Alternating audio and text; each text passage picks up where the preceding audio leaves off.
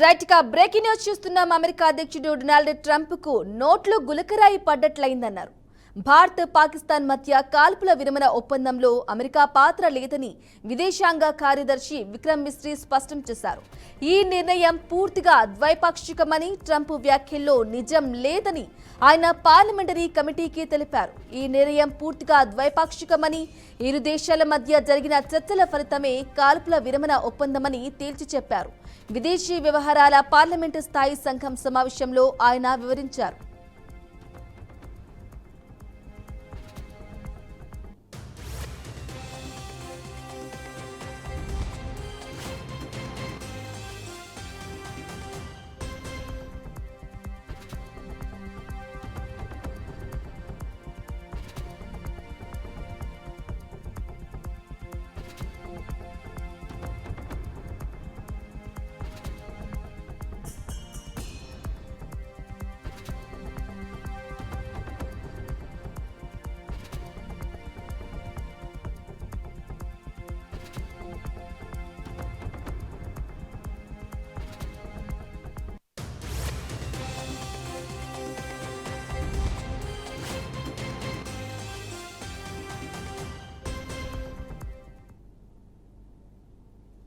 Right గా దేశంలో ఎన్ని రాజకీయ పార్టీలు ఉన్నా కాంగ్రెస్ పార్టీ రాజకీయం మాత్రం చాలా ప్రత్యేకమైంది.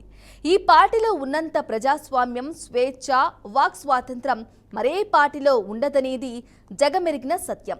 ఈ బలహీనతల వల్లే ఆ పార్టీలో ఎవరికి ఇష్టం వచ్చినట్లు వారు మాట్లాడేస్తుంటారు. నాయకులకు, కార్యకర్తలకు ఎంత స్వేచ్ఛ ఉంటుందో అంతే స్థాయిలో విభేదాలు కూడా రచ్చకెక్కుతుంటాయి. దీంతో పార్టీ పరువు బజారున పడుతుంది. ఈ విభేదాలు చివరికి ప్రత్యర్థి పార్టీలకు రాజకీయ ఆయుధాలుగా మారి ఓటమి బారిన పడుతుంటారు. ఈ ఎపిసోడ్లు ఎన్నో ఏళ్లుగా కొనసాగుతూనే ఉన్నాయి. ఈ క్రమంలో తాజాగా తెలంగాణ కాంగ్రెస్లో విభేదాలు మరోసారి వీధికెక్కి రచ్చరచ్చ చేస్తున్నాయి. దీంతో కాంగ్రెస్ అంటేనే కుంపట్ల రాజకీయం అనే సాంప్రదాయాన్ని పాటిస్తున్నారని సోషల్ మీడియాలో మరోసారి సెటైర్లు పెరుగుతున్నాయి.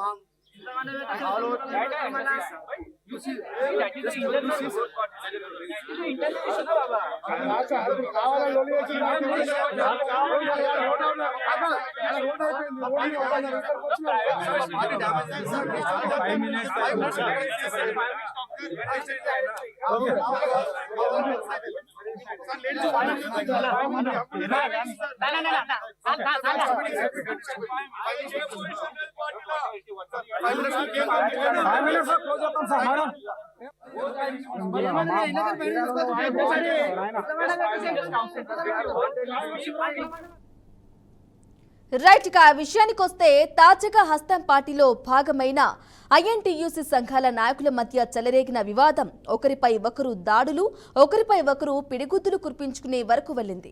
బషీర్బాగ్ ప్రెస్ క్లబ్ లో నిర్వహించిన ఓ సమావేశంలో ఈ ఘటన చోటు చేసుకుంది.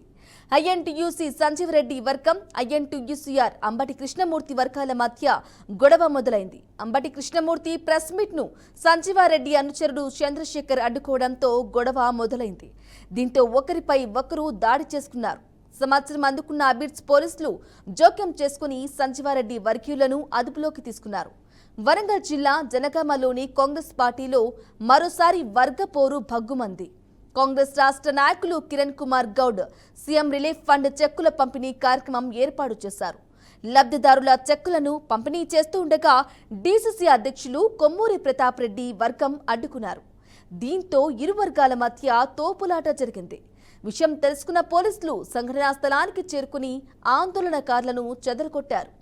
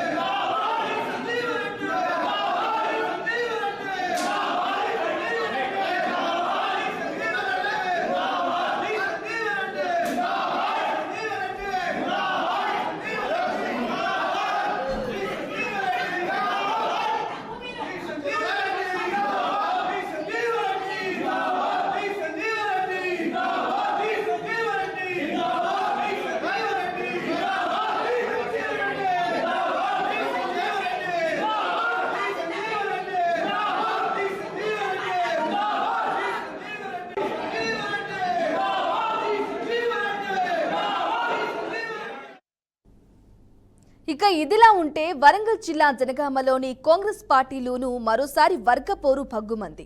కాంగ్రెస్ రాష్ట్ర నాయకులు Kiran Kumar Goud CM relief fund చెక్కుల పంపిణీ కార్యక్రమం ఏర్పాటు చేశారు.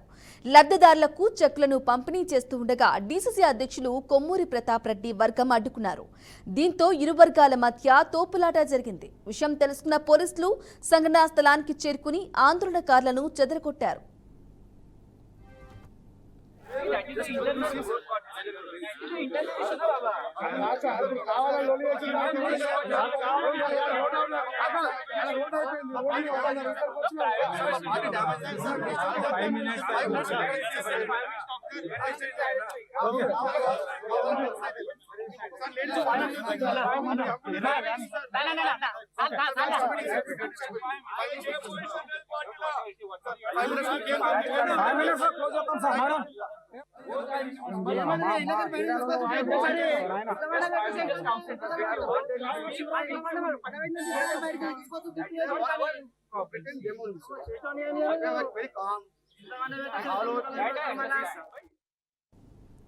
మరోవైపు మంచిర్యాల జిల్లాలో చెన్నూరు ఎమ్మెల్యే క్యాంపు కార్యాలయంలో ఉద్రిక్తత పరిస్థితులు నెలకొన్నాయి.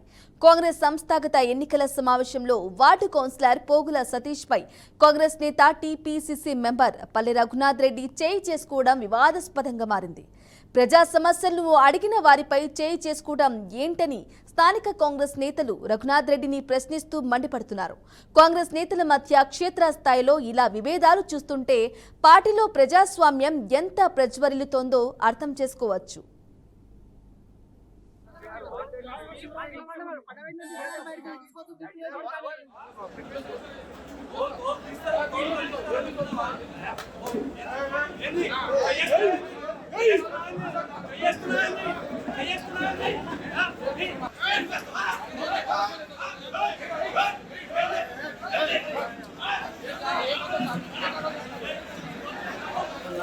మా దగ్గరికి సీఎంఆర్ ఇస్తే మేము ఇవ్వడానికి వచ్చినప్పుడు ఇక్కడ కావాలని డిస్టర్బ్ చేశారు. మళ్ళీ ఇస్తాము పార్టీకి మేమంతా పేద ప్రజలు గత 10 సంవత్సరాల నుంచి ప్రజాక్షేమంలో ఉన్నాము. వాళ్ళు మమ్మల్ని నమ్మి మా దగ్గరికి సీఎంఆర్ ఇస్తే మేము ఇవ్వడానికి వచ్చినప్పుడు ఇక్కడ కావాలని డిస్టర్బ్ చేశారు. మళ్ళీ ఇస్తాము పార్టీకి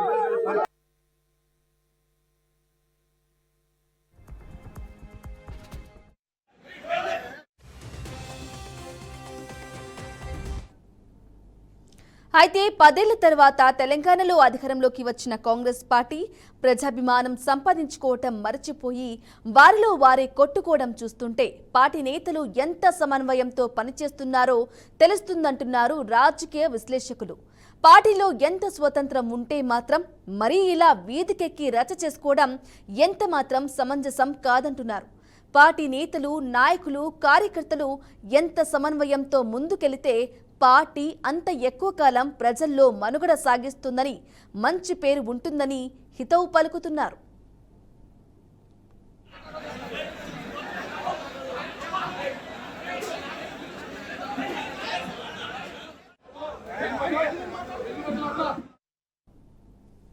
రైట్గా హైదరాబాద్ పాత బస్తీలోని గుల్జర్ హౌస్ ప్రాంతంలో సంభవించిన ఘోర అగ్ని ప్రమాదం భారీ నష్టాన్ని మిగిల్చింది. తాజాగా గుల్జర్ హౌస్ అగ్ని ప్రమాద కారణాలను అధికారులు గుర్తించారు. అగ్ని ప్రమాదానికి ఏసీ కంప్రెషర్ పేలుడే కారణమని తేల్చారు. గ్రౌండ్ ఫ్లోర్లో ఉన్న ఏసీలోని కంప్రెషర్లు పేలిపోవడంతో ప్రమాదం జరిగిందని నిర్ధారణకు వచ్చారు. కొన్ని రోజులుగా నిరంతరాయంగా ఏసీలను నడుపుతూ ఉండడంతో ఘటన జరిగిందని అధికారులు తెలిపారు. కంప్రెషర్ పేలి పక్కనే ఉన్న ఎలక్ట్రికల్ మీటర్లకు మంటలు వ్యాపించి గ్రౌండ్ ఫ్లోర్లో ఉన్న పలు ఏసీల్లో ప్రమాదం జరగటంతో భారీగా పొగ చుట్టేయడం వల్ల ఫస్ట్, సెకండ్ ఫ్లోర్లలోని పొగ వ్యాపించడంతో కుటుంబ సభ్యులు బయటకు వెళ్లేందుకు కుదరలేదని తెలిపారు. టెర్రస్ నుంచి బయటకు రాలేక కుటుంబీకులు కిందకు వచ్చారని, మెట్ల మార్గంలో మంటలు భారీగా ఎగిసిపడటంతో లోపలే ఉండిపోవడంతో ఫైర్ సిబ్బంది వచ్చేసరికి అపస్మారక స్థితిలోకి వెళ్లారని అధికారులు వెల్లడించారు.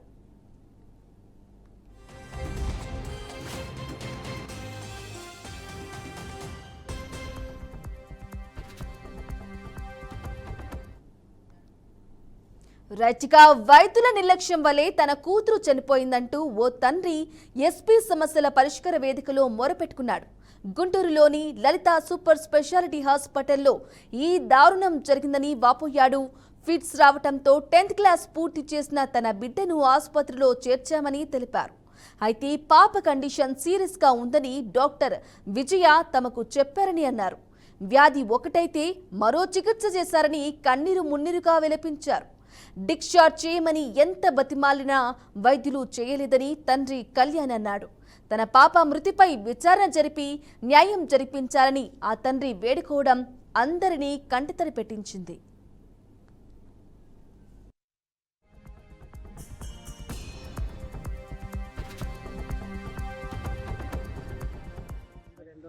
జ్వరంతో బాధపడుతుంది. తర్వాత 9వ తారీఖు ఎర్లీ మార్నింగ్ ఫిట్స్ లాగా వచ్చింది. ఫిట్స్ వస్తే జ్వరంలో ఫిట్స్ వచ్చినాయి అనుకొని మేము లలిత హాస్పిటల్ తీసుకెళ్ళడం జరిగిందండి. తీసుకెళ్ళిన తర్వాత అక్కడ ఒక 1 అవర్ 1.5 అవర్ ట్రీట్మెంట్ చేశారు. చేసిన తర్వాత మళ్ళీ గణేష్ మహల్ పక్కన ఉన్న సూపర్ స్పెషాలిటీకి పంపించారు. పాపనే పంపించి అక్కడ జూనియర్ డాక్టర్స్ ఎవరైతే ఉన్నారో వాళ్ళు పర్లేదండి, ఒక 2 రోజులు 3 రోజులు మీరు ఇక్కడ ఉంటే ఆపోజిట్ అయిపోతుందని చెప్పారు. సరే అనుకున్నాం. తర్వాత ఉదయం 11 విజయనగరం చేసి 48 అవర్స్ అప్లికేషన్ అక్కడ 48 అవర్స్ ఏంటండి అని నాకు తెలిసిన వాళ్ళు అడిగితే అందరు కదా చెప్తానండి, వాళ్ళకి తెలియాలి కదా ఏంటనేది. తర్వాత రోజు మళ్ళీ 10ంటికి 11ంటికి విజయనగరం వచ్చి చెక్ చేశారు. అక్కడ తెలిసి ఏంటంటే దాని చాలా హెల్తీ పాప. అలాంటిది ఆ పాపకి వాళ్ళు ఇచ్చిన మెడిసిన్ హెవీ డోస్ వల్ల లోపల ఆర్గాన్స్ అన్నీ డ్యామేజ్ అయిపోయింది. డ్యామేజ్ అయిపోయి దానికి షుగర్, బీపీ లాంటివి వచ్చింది. చాలా హెవీ పాప. హెవీ డోస్ మెడిసిన్ వాడటం వల్ల ఇది జరిగిందని నేను అనుకుంటున్నాను. ఖమ్మం జిల్లా కొత్తూరు నుండి రేచర్ల వెళ్లే దారిలో క్షుద్ర పూజలు కలకలం రేపాయి.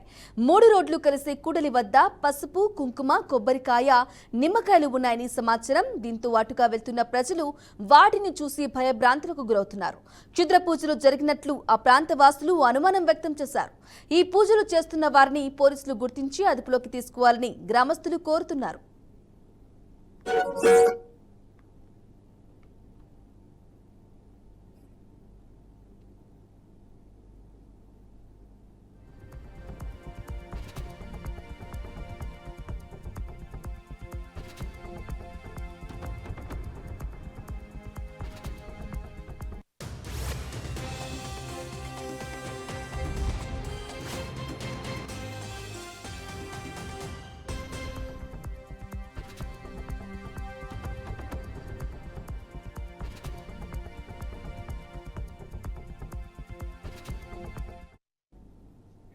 వ్యూహకర్త ప్రశాంత్ కిషోర్ జన్ సూరజ్ ఎన్నికల పార్టీ స్థాపించారు.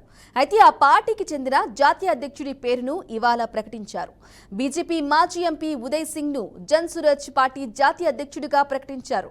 ఉదయ్ సింగ్ ను పుష్పా సింగ్ అని కూడా పిలుస్తూ ఉంటారు. పూర్నియా లోక్సభ సీట్ నుంచి గతంలో ఉదయ్ సింగ్ 2 సార్లు గెలిచారు. జన సూరజ్ కమిటీలో ఉన్న 150 మంది సభ్యులు ఏకగ్రీవంగా పప్పు సింగ్ ను పార్టీ జాతీయ అధ్యక్షుడిగా ఎన్నుకున్నట్లు ప్రశాంత్ కిషోర్ తెలిపారు.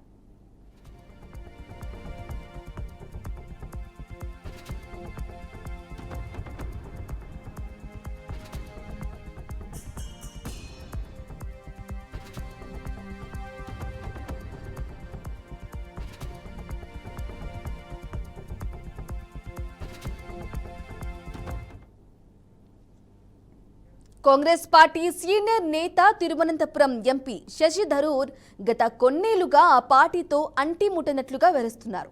అంతేకాదు కేంద్రంలోని బీజేపీ విధానాలను, ప్రధాని నరేంద్ర మోదీ తీసుకునే నిర్ణయాలను కొనియాడడంతో ఆయన బీజేపీలో చేరుతారనే టాక్ కూడా వినపడింది. ఈ నేపథ్యంలో గత కొన్ని రోజులుగా చూసి చూడనట్లు వ్యవహరించిన కాంగ్రెస్ అధిష్టానం అతనిపై ఎలాంటి చర్యలు తీసుకోకుండా వేచి చూసే ధోరణితో వ్యవహరించింది.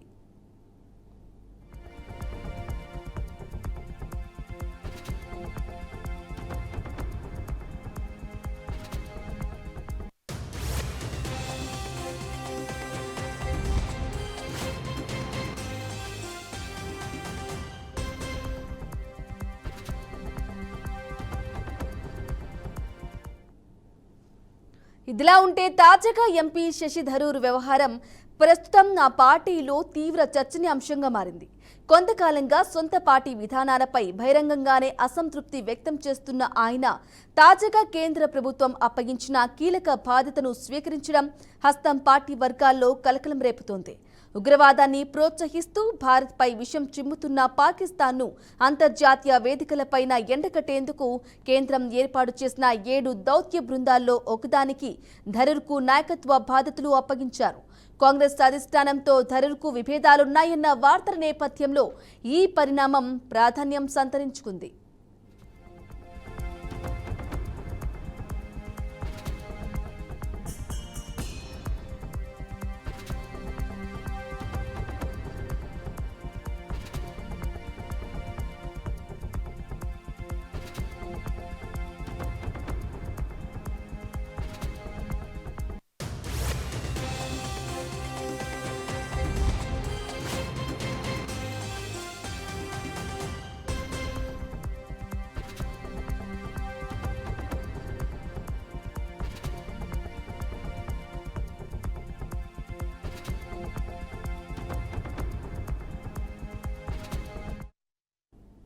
దౌత్య బృందాల ఏర్పాటులో భాగంగా పార్లమెంటరీ వ్యవహారాల శాఖ అన్ని పార్టీల నుంచి సభ్యుల పేర్లను ఆహ్వానించింది.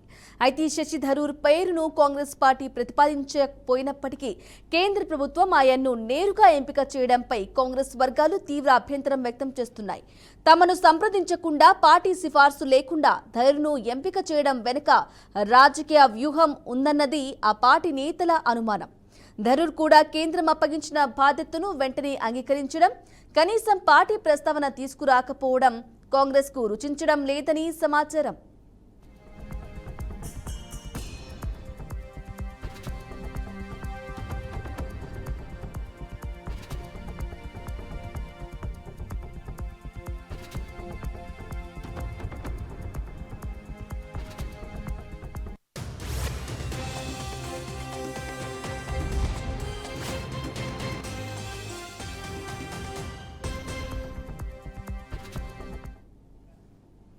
అయితే ఇటీవల ప్రధాని నరేంద్ర మోదీ కేరళ పర్యటన సందర్భంగా ఒకే వేదికపై థరూర్ మోదీ కనిపించడం, ఆ కార్యక్రమంలో మోదీ మాట్లాడుతూ ఈరోజు శశి థరూర్ ఇక్కడ ఉన్నారు, ఈ ప్రోగ్రాం కొంతమందికి నిద్రలేని రాత్రిని మిగిలుస్తుంది అని వ్యంగ్యంగా వ్యాఖ్యానించడం కూడా రాజకీయ వర్గాల్లో చర్చకు దారితీసింది. గతంలో ఓ కేంద్ర మంత్రితో థరూర్ సెల్ఫీ దిగినప్పుడు కూడా ఆయన పార్టీ మారుతున్నారనే ప్రచారం జరిగింది.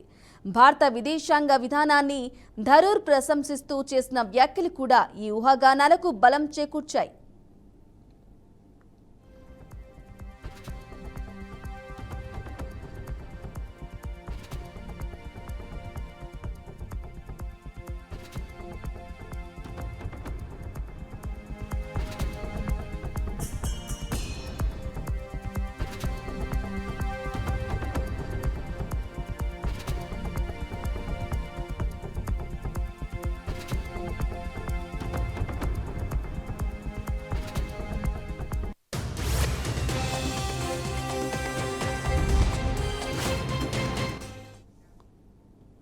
ఇదిలా ఉంటే శశి థరూర్ పార్టీలోని కొనసాగుతూ బీజేపీకి అనుకూలంగా వ్యవహరిస్తూ మైండ్ గేమ్ ఆడుతున్నారని కాంగ్రెస్ పార్టీ అనుమానిస్తున్నట్లు తెలుస్తోంది.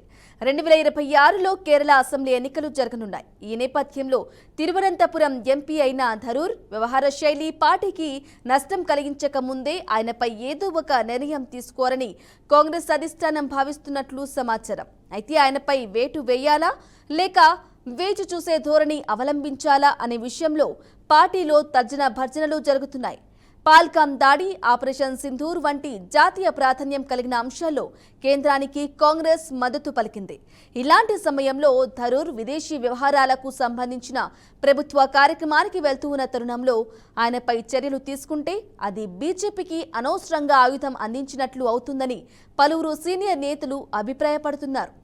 ప్రస్తుతానికి ఆయన భవిష్యత్తు కార్యాచరణను గమనిస్తూ తగిన సమయంలో నిర్ణయం తీసుకోవాలని కొందరు సూచిస్తున్నారు. ఇక ఇప్పటికే పలువురు కీలక నేతలను కోల్పోయి ఇబ్బందుల్లో ఉన్న కాంగ్రెస్ పార్టీకి థరూర్ వ్యవహారం మరో తలనొప్పిగా మారిందనడంలో సందేహం లేదు. అయితే శశి థరూర్ వ్యవహారం అటు మైండ్ గేమ్, ఇటు వ్యూహాత్మకంగా రెండు పార్టీలకు హాట్ టాపిక్గా మారినా చూడాలి మరి ధరూర్ విషయంలో కాంగ్రెస్ పార్టీ అధిష్టానం ఎలాంటి నిర్ణయం తీసుకుంటుందో.